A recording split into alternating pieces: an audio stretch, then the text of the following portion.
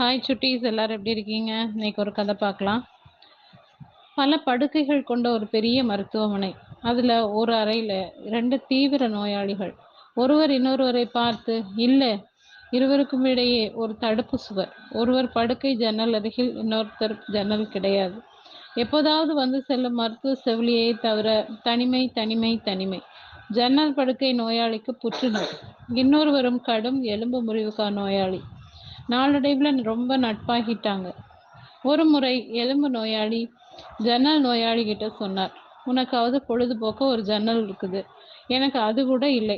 கவலைப்படாத நண்பா, நான் ஜன்னல் வழியாக என்னென்ன பார்க்குறேனோ அவ்வளவையும் உன்கிட்ட சொல்கிறேன். அதை ஒரு ஒப்பந்தமாகவே கடைபிடிப்பேன். அன்னைக்கு முதல் ஜன்னல் நோயாளி தான் கண்ட காட்சிகளை சுவைபட தன் நண்பனுக்கு சொன்னான்.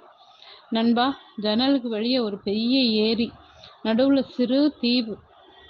ஏரியில படகுகள் மிதக்குது. ஏரிக்கரையில அழகான பூங்கா. காதலர்கள் தன்னை மறந்து கதைகள் பேசுகிறாங்க.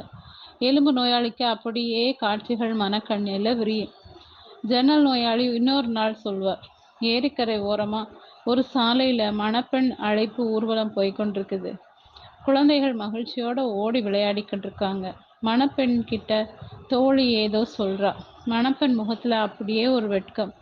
ஊர்வல அரவங்கள் எதுவும் எலும்பு நோயாளிக்கு கேட்கவில்லையாயினும் நாதசுரமும் தவிலும் ஒலிக்க ஊர்வலம் போகும் காட்சியை நன்கு அனுபவிப்பார். ஒரு நாள் ஜன்னல் நோயாளி செத்து போனார். மீண்டும் எலும்பு நோயாளிக்கு வெறுமை.